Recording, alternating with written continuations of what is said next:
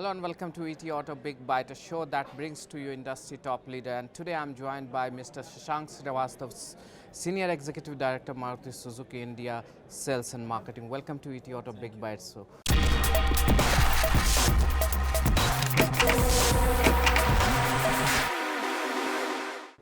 Sir, we have seen the market situation. Let's just start, though it is depressing to talk about a slowdown.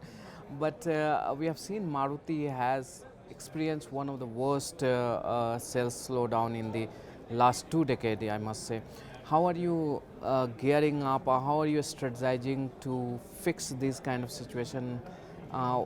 What is the actual situation, if you could give us a sense to our audience? Yeah, so let me, because this is a very common topic in automobile these days, as regards the recession in the industry, the slowdown. And we have been analyzing it, finding out the reasons why there has been this slowdown and what is the way forward. So one thing which comes out very strongly is that this started about a year back, and it was somewhere after Q1 of last year. Last year, if you recall, Q1 was one of the best ever. We had a growth of almost 25-26% in Q1, not just Maruti Suzuki, but the industry as such. And we had very low stocks at the dealership. Subsequently, however, the retail started coming down for various reasons, and at that time, people were speculating that this is an election year, and therefore there's always during election year a slowdown, that there seems to be some rural distress and so on and so forth. But no, everybody believed it will come up again very fast. After all, we were having 5-6 years of continuous growth. But one thing, in hindsight now, it does appear that after 5-6 years of growth, this is only the second time in the Indian auto industry history that we have had 5-6 years of continuous growth. Otherwise, the growth is always much shorter cycles. So we believed it was a cyclical growth, the downturn.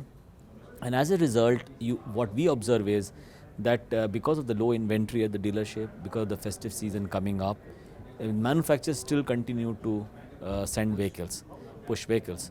And therefore, the wholesale numbers never really reflected the actual situation on the ground. On the ground, actually, retail was coming down. And even when the rural-urban, this thing which you see, rural growth has been much higher than urban growth for the last 5-6 years. But last year also it was higher. But last year what is hidden is that in retail, the urban growth was actually negative. Overall it was positive because of the rural growth. Demand was less. However, last quarter was particularly bad. So while the slowdown was happening, last quarter was particularly badly hit. Of course, partly of the reason that Q1, as I said, of last year, the base figure was very high, as I just mentioned. But apart from that, we believe that there were multiple factors behind this. First factor, of course, there seems to be some general slowdown in the economy, a little bit lesser than what buoyancy which we used to observe the previous years. Second, the financing issues. The dealer, both in the dealer inventory financing as also the retail financing, there was some tightening of the banks for various reasons. And that has also negatively affected both the retail sale as well as the inventory. Do you think there was a kind of misjudgment by the corporates that they were not able to detect the problem in early time? That I believe so. As I just mentioned, there was this feeling that there will be a upturn last year also during the festive season. The stocks went up, but really it didn't come out as strongly. And yes, so that in that sense there is the misjudgment. But I think more importantly, the prices of the vehicles also have gone up substantially for reasons like regulatory changes, Euro 4, BS4 to BS6, crash norms, pedestrian safety, those other factors. Insurance, now 3-year insurance is compulsory, registration taxes going up. Some of the states have increased road taxes hugely. And as a result, including in the first time in the lower segment, the prices have increased anywhere between 14 to 23%. So obviously that also has an impact. So these factors, along with the additional factor of this BS4, BS6 conversion, etc., has actually brought, and all these things have happened at the same time.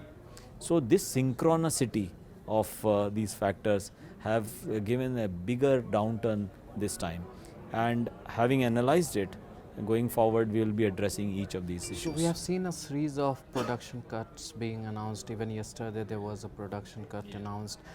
Going forward, do you think the industry has bottomed out, or you fear the worst is yet to come?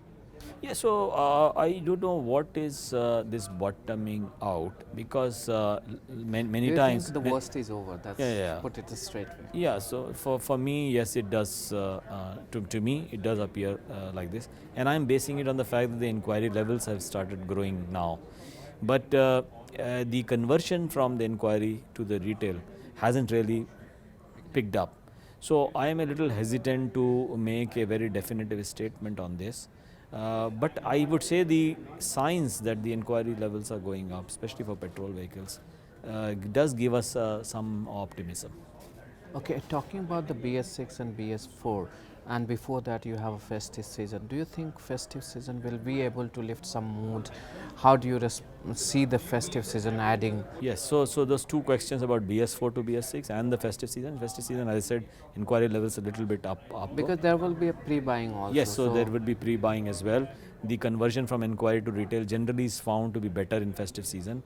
Our current offers of to the consumer in terms of sales promotion are very good.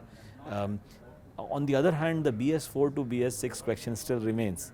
And I take this opportunity to clarify to you and also to your audience that as far as petrol BS4, BS6 vehicles are concerned, Maruti Suzuki is the only manufacturer which has introduced 7 models in BS6 already. And we have done it almost a year ahead of the schedule which has been prescribed by the government. And these are vehicles which contribute hugely to our sales. 70% of our petrol sales come from these models. So we have done it for Baleno and Alto in April. Then we have done for Wagoner, Desire, Swift, and Ertiga and XL6. That is as far as BS6 petrol is concerned. And that is the reason why BS4 vehicle stocks of petrol vehicles in Maruti Suzuki is very small. And consumers should not now wait for those fire sale for BS4 vehicles, because there is no stock. It's been for the after a long time that your sales has gone below 1 lakh unit. When do you think you'll be able to recover the number that you were dispatching every month? Yeah, so dispatch is one figure. For example, in both these months when we have had less than 100,000 wholesale, our retail has been more than 100,000. So, and that is what we focus on more than the wholesale, because wholesale figure depends on the pipeline inventory, how much you pump in the inventory, how much you keep in your factory. Both of them can push your wholesale figure. If you send it to the dealer, your wholesale figure go up. But that, I think, is not a very good measure. The better measure is retail. And of course, retail is less by our estimates. And also there is a degrowth over last year by not a small amount but a large amount. And we are now addressing it after identifying each factor, trying to tackle each of these factors. We are trying to bring some positivity in the market. Last 2 weeks we have seen Finance Minister coming out and making some announcement measures like bringing out liquidity, trying to solve the liquidity solution. Then there is a cut in the RBI lending rate and all is expected to go down further. Have you seen any kind of reflection in your market right now? Yeah, so first of all, I must say that what the Finance Minister announced that day was very positive. It clarified a lot of doubts regarding the continuation of BS4 vehicles.